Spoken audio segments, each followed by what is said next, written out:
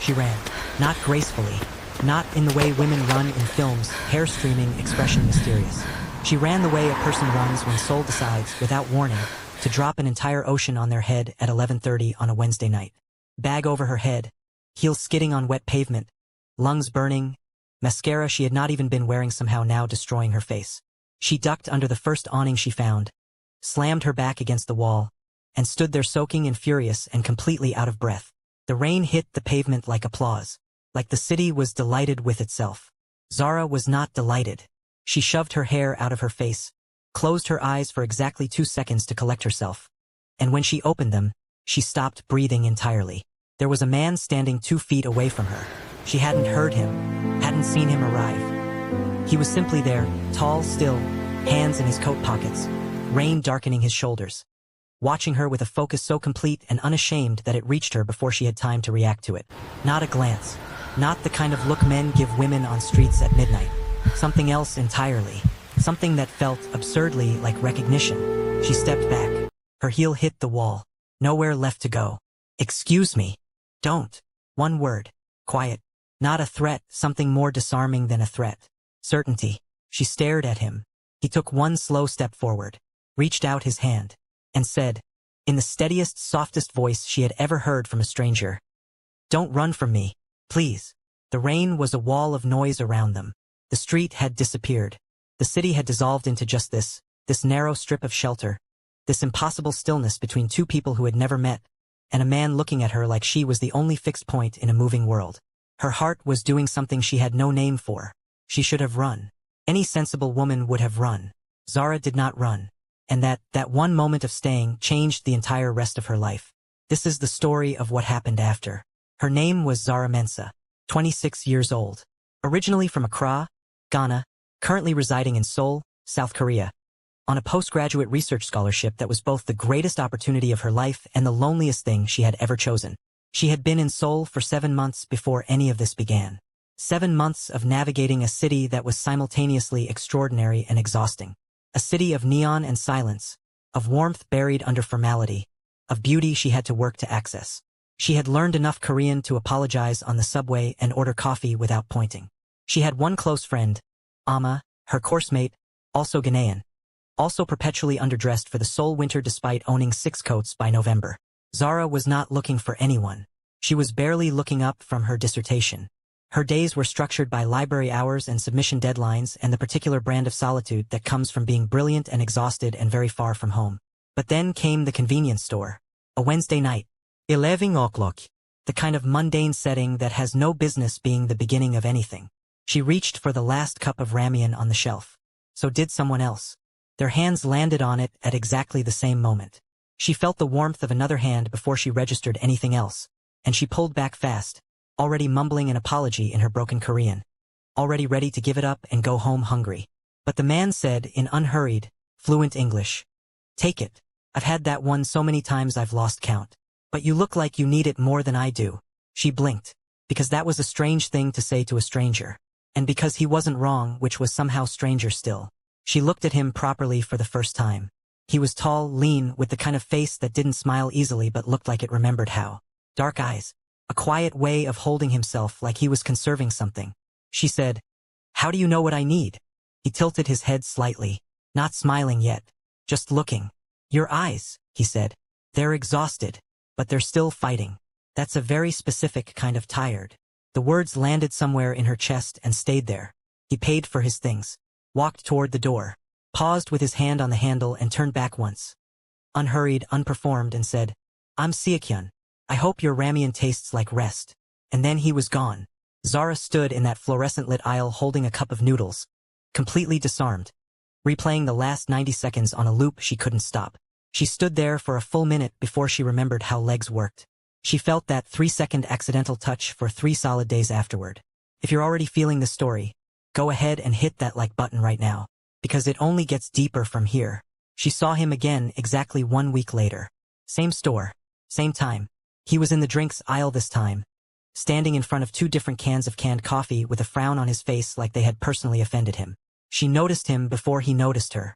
Her first instinct was to turn around, leave quietly, preserve whatever dignity she had managed to reconstruct over 7 days of telling herself it was just a convenience store interaction with a stranger and it meant nothing. She walked toward him instead. She stopped beside him and said, "Eyes forward. The one on the left. It's less bitter." He turned, and when he recognized her, something shifted in his expression.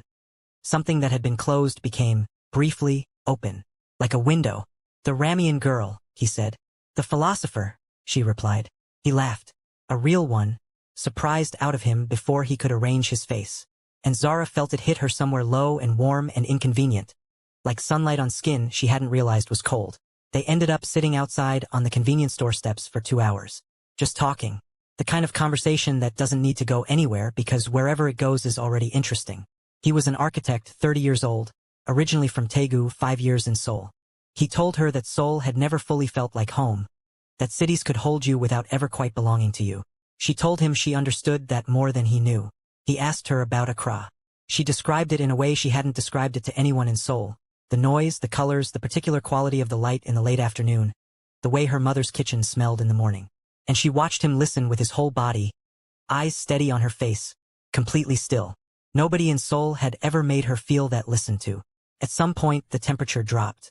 Without a word, without performance, he simply shifted slightly closer to her on that step.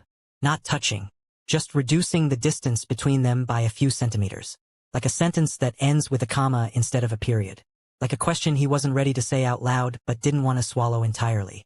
She did not move away. When she finally stood to leave, he stood too. They faced each other on the pavement outside a convenience store at 1 in the morning. The city moving past them on either side like they were a still point inside a current. He said, "Can I see you again?"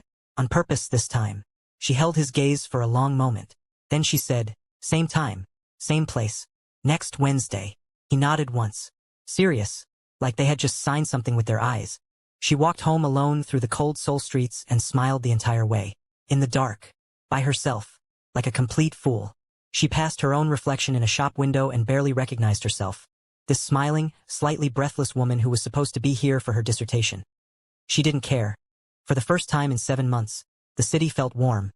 They met every Wednesday for 6 weeks. Sometimes at the convenience store steps, sometimes at a small pojangmaka a few streets away where the owner, a small woman with paint-stained fingers who asked too many questions, eventually stopped offering the menus and just brought what she knew they would order. Zara always got the tteokbokki. Seokhyun always argued that she should try something else and then ate half of hers anyway. He never rushed anything. That was the thing about him she kept returning to.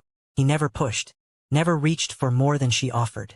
But every week something shifted by a small, measurable degree. The space between them on a bench grew smaller. His hand would find reasons to be near hers, reaching for the same menu, gesturing at something across the street, their fingers nearly crossing in the space between them without either of them acknowledging it, like a conversation happening underneath the one they were having out loud. And then there was the jacket. It was the 4th Wednesday, cold, with a wind that had no manners. They were outside and she had underestimated the temperature because she had been too busy thinking about seeing him to think about weather. She said nothing about being cold. She wasn't going to say anything about being cold. But somewhere in the middle of her describing something that had happened in her research seminar, she registered movement at the edge of her vision. He had already slid his jacket off, was already placing it around her shoulders in one smooth, matter-of-fact motion. Not making it a gesture, not pausing for gratitude, just doing it and returning immediately to the conversation like he hadn't just made her heart do something genuinely alarming. So the professor looked at me and I thought. She stopped, recalibrated, tried to remember what words were. He was watching her with that quiet steadiness, waiting. I thought, she continued, that he was going to argue with my methodology. Was he? He said it was the most original angle he'd seen in 3 years. Of course he did, Seokhyun said, like it was obvious. Like the idea of her being anything less than remarkable would not have occurred to him. She had to look away after that. Down at the table. She pressed her lips together. The jacket was warm from his body and she was not going to make a single comment about that fact to anyone, including herself. On the 6th Wednesday, it rained. Not a drizzle. Not a polite soul mist. A full, aggressive, no-warning downpour that arrived mid-sentence and soaked everything in seconds. They ran from the pojangmaka with no plan and no umbrella, laughing at the absurdity of it, ducking under a narrow shop awning that was, realistically, built for one person and was accommodating 2 out of structural obligation rather than actual design. They were pressed together, shoulder to shoulder. his arm half around her simply because the geometry of the space required it. Not a choice, technically, and yet. The rain hammered the plastic above them. The street turned into a river. The city noise muffled and blurred and reduced itself to this small, wet, compressed space where there was nowhere to look that wasn't him. He turned to look at her. She was already looking at him. Neither of them said anything for a moment. The rain was so loud it had become a kind of silence. Then he raised his hand. Slowly, with just the tips of his fingers, gentle, unhurried, asking. He moved a wet strand of hair from her cheek. His touch was barely there. Barely a touch at all. And she felt it in places that had nothing to do with her face. I think about you, he said. Low, under the rain, like something confessed in the dark. All week, every week. I wanted you to know that. Zara's breath had become something she was managing manually. Seokhyun, he shook his head, not stopping her. Just take your time. She looked at him. She really looked at him. This man who had seen something specific in her exhaustion. Who had listened to her like it cost him nothing. Who had put his jacket on her shoulders without making it into anything, and then looked away to give her the grace of not having to react to it. Who showed up every Wednesday like it was something he had decided and then simply continued deciding week after week with no fanfare and no conditions. I think about you too, she said. And it terrifies me. He nodded. Like that was exactly the right answer. Like her terror confirmed something he needed confirmed. It terrifies me too, he said. I think that means it's real. And then, slowly, eyes asking the whole time, every millimeter of the distance asking, he leaned forward and kissed her, soft, careful. His hand came up to cradle her jaw like she was something he was afraid to damage. Not a performance. Not a rush. Just a man who had been thinking about her every week for 6 weeks. Standing in the rain, finally closing the distance between what he felt and what he did. The rain kept falling. Neither of them heard it anymore. Everything after that kiss was different. Beautifully, terrifyingly, irreversibly different. The kind of different you can feel in your body before your mind catches up to it. He held her hand in public. Without hesitation. Without scanning the street first or loosening his grip when people walked past. He simply took her hand and held it. Warm, firm, easy. Like it was something he had been doing for years and saw no reason to stop. Zara noticed. She noticed because some part of her had been bracing, waiting for the moment he would adjust himself to the world's gaze. He never did. But the world had opinions regardless. The first friction came from inside his circle. A dinner. 6 people around a table in Hongdae, good food, warm lighting, the kind of setting that should have been comfortable. 2 of his friends, the ones who smiled at her the longest when they were introduced, spent the first 40 minutes speaking in Korean at a speed they had clearly calculated to be just beyond her comprehension. Not loud about it. Subtle. Laughing at things no one translated. Referencing things she couldn't follow, creating a room inside the room that she was standing outside of. She kept her face neutral. She was excellent at keeping her face neutral. She had been keeping her face neutral in rooms like this for 7 months. Seokhyun noticed. She watched it happen, the small, specific tightening of his jaw. The almost imperceptible pause before his next sentence. Then, without announcement, without drama, without looking at anyone in particular, he switched the entire conversation to English. Everything. His stories, his questions, his jokes. Directed it at her, included her, made her the center of gravity of the table. And when someone slipped back into Korean out of habit, he answered in English, pleasantly, like he hadn't noticed. He did it for the rest of the night. On the walk home, the 2 of them alone, breath misting in the cold air, he said, I'm sorry about tonight. Zara looked at him. You don't need to apologize for other people. He stopped walking, turned to face her under a streetlight, hands in his coat pockets, expression direct. I'm not apologizing for them, he said. I'm apologizing for not saying something sooner. That won't happen again. She looked at him in the orange light. Okay, she said quietly. Okay, he repeated, like a promise sealed. Then there was Ji-yeon. She arrived at an architecture exhibition in Mapo 3 weeks later. Tall, composed, dressed with the precision of someone who understood exactly what they were doing. She had dated Seokhyun for 2 years. Zara knew this because Amma, who had spent significant effort researching Kim Seokhyun after Zara mentioned him the first time, had provided this information along with several unsolicited opinions about it. Ji-yeon found them near the large-scale models in the center of the room. Seokhyun introduced Zara with a hand settled at the small of her back. Present, warm, unmistakable. Ji-yeon's expression did not change in any way that could be specifically cited. But Zara read it clearly. She had been reading rooms for 26 years. Ji-yeon said something in Korean. Low, just to him. Conversational in tone. Designed not to be translated. Seokhyun replied. Short. Final. 2 sentences, maybe 3. Jihyun looked at Zara one more time. A long, assessing look that tried to locate a weakness, and then excused herself with perfect courtesy and walked away. What did she say? Zara asked. He was quiet for a moment, jaw working slightly. Then he said, she asked if this was a phase. The air left Zara's lungs in a slow, careful exhale. What did you say? He turned to look at her. Steady, unhurried, completely certain. I told her no. I told her that you are the first person I've met in years who makes me feel like I'm exactly where I'm supposed to be. And then I suggested she enjoy the exhibition. Zara stared at him. He stared back. And something in her, something that had been holding itself at a careful, reasonable distance since a rainy night under a too small awning, stopped holding. She reached forward, took the front of his shirt in both hands, and pulled him down to her level, and kissed him, right there, in the middle of the gallery, under the lights, in front of everyone. His response was immediate. One hand finding her waist, warm and firm, pulling her in rather than just accepting her nearness. When she finally pulled back, his forehead dropped to hers. His eyes were closed. He was breathing slightly differently than usual. When he opened his eyes, he was smiling. That slow, private smile she had come to think of as something that belonged to her. I wasn't expecting that, he said.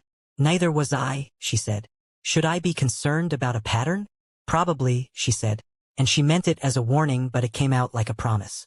Her scholarship ended in December. She had known this from the beginning, in the way you know things you have not yet had to feel. It was in every document, every welcome email, every calendar reminder from the university's international office.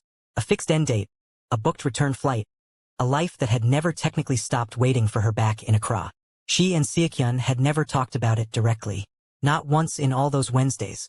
They had constructed, by unspoken agreement, a space where time moved differently, where December was an abstract concept rather than an approaching wall.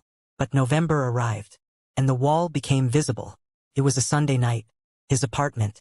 They had cooked dinner badly and eaten it happily and ended up on the floor. Him with his back against the sofa, her with her back against his chest, his arms loose around her, some film they weren't watching playing quietly on the television.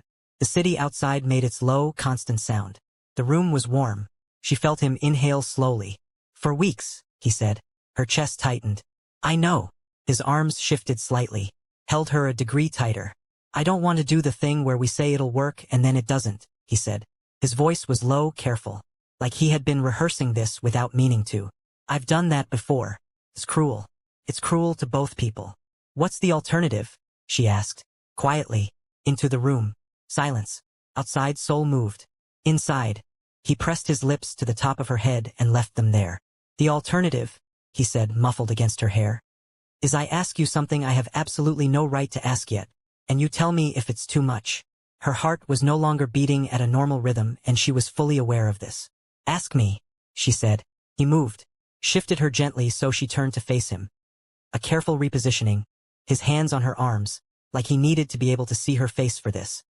He looked at her the way he had looked at her the first night in the rain, with everything on the surface, with nothing held back. What if you didn't go back? He said. The words dropped into the room like stones into still water. What if we figured this out?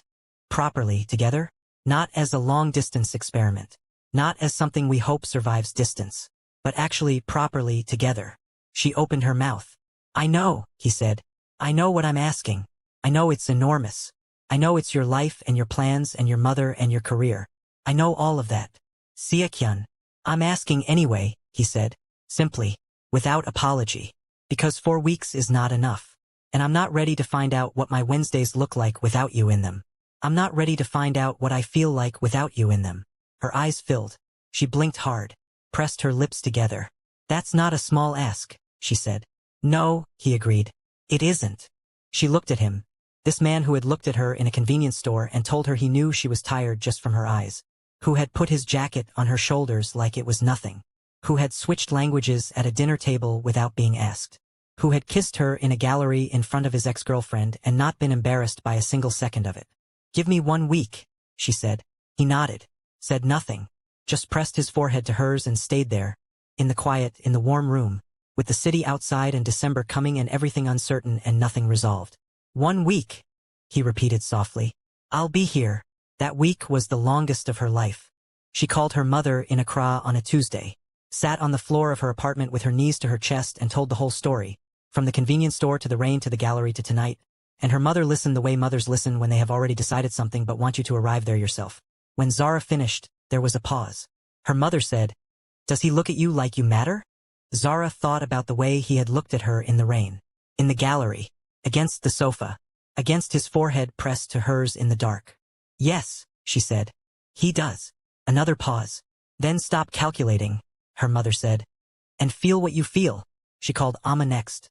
Amma said many things, most of which involved expletives and the phrase "I told you so," and eventually, underneath all of that, said, "Zara, you already know. You've already decided. You're just waiting for permission to trust it." She sat with herself for the rest of the week.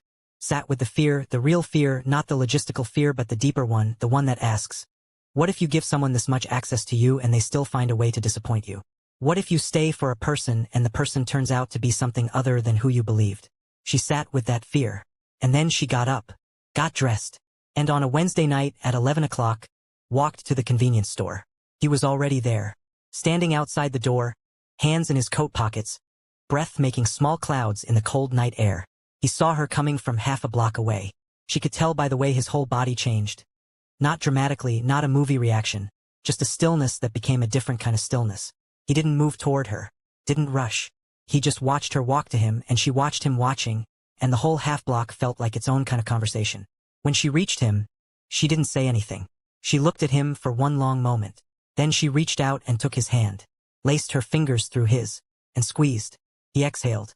A long, slow, full-body exhale, like he had been holding that breath for exactly 7 days. Then his arms came around her, both of them all the way, pulling her into his chest, face buried in her neck, holding her with the quiet intensity of someone who had genuinely been afraid and was only right now, allowing himself to stop being afraid. Against her hair, in the softest voice she had ever heard from him, he said, "Thank you." She closed her eyes, let herself be held. Seoul moved around them, loud and indifferent and brilliantly, absurdly alive. And inside all of that noise, inside that cold Wednesday night outside a convenience store, Zara Mensah felt something she hadn't felt in a very long time. Like she was exactly where she was supposed to be. But here's what she didn't know. Seokhyun's phone had been ringing all day with a number she didn't recognize. He hadn't answered it. 3 missed calls, then 4. He had looked at the screen each time and put it face down. She would find out later, much later, in a way she wasn't ready for, that the number belonged to his father. And that his father had been informed, by someone neither of them had expected, exactly what his son had been doing every Wednesday night for the past 2 months. And that his father had opinions. Episode 2 is coming, and it will not be gentle.